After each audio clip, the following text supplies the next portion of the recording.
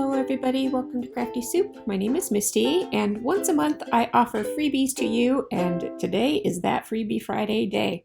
So I always have a 12 by 12 scrapbook sketch for you, as well as a free SVG cut file for your electronic die cutting machines. I will show you the freebies first, and then if you stick around, I have a bit of a coloring demonstration using that cut file. As we start by taking a look at this sketch, I will let you know that all of the files that I have are available on my blog, and you can find all the links down in the YouTube show description below. Now, this sketch I created after I created the project using this cut file, so be sure to stick around to see that project. I don't show the whole project process, but I do show the coloring and layering demonstration of that cut file. And I created this sketch to be a really story-focused sketch because sometimes I don't have very many photos, and so the photo in this sketch is really more of a supporting role than a starring role.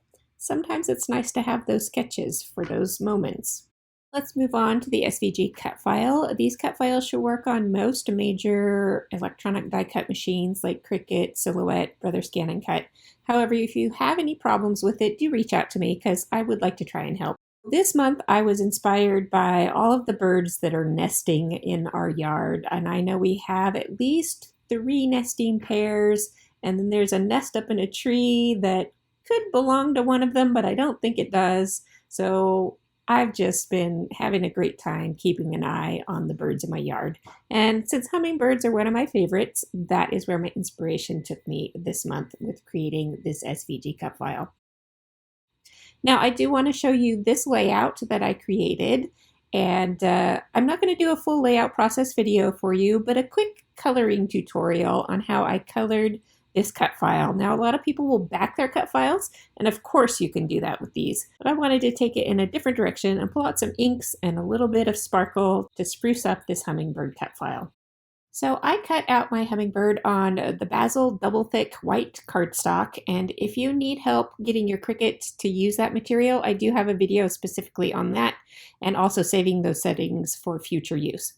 At any rate, I pulled out some inks, and I do have a whole bunch of different brands of ink here, and I'm going to add color to this hummingbird with sponge daubers. Now, of course, you could do this with blending brushes, but I like some of the control I can get with a sponge dauber, and I don't have a lot of small blending brushes, and that's really, I needed to get into smaller areas with this coloring, so that's why I got my sponge daubers out. Now you can see the red that I did on the hummingbird's chin. I used that sponge dauber shape to help mimic the idea of feathers, so that's another advantage to the sponge dauber in this case.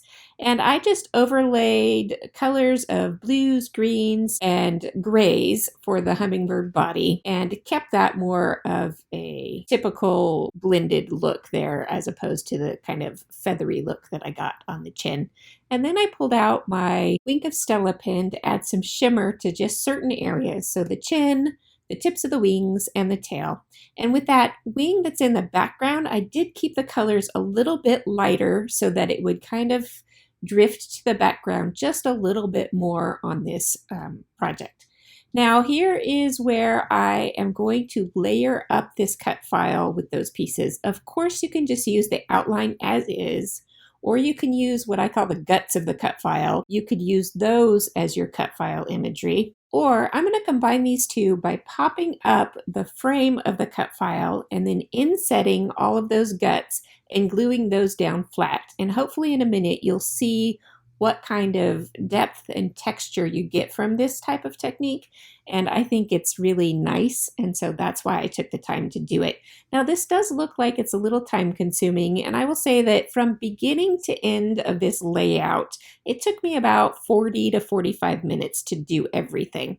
So if that's time consuming to you, then maybe you want to go with a different technique. But for me, that worked out pretty nicely. And I really like, see here you see me insetting all of those wing pieces. And in just a moment, I'll give you that close-up look because I really like the depth and dimension that doing this technique looks. And there you can see all of the depth to the wings, and I really like that. Now, how I accomplished that was with some micro foam squares, and I will leave you a link to those. It's one of my favorite current foam products because I'm using it a lot these days. And they're inexpensive, so I will leave you a link to that down below.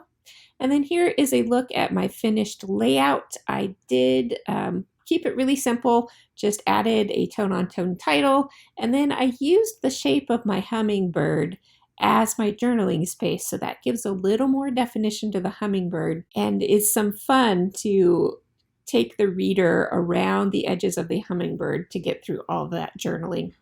So that's it. That's what I have for you this month. I hope you appreciated this video. If you did, I would love it if you would give me a thumbs up because that does help my channel. If you're new here, I'd be happy to have you as a subscriber so that you don't miss all of my Freebie Fridays in the future, as well as the other crafty goodies I bring every month. Thanks for watching, and I hope you will join me next week.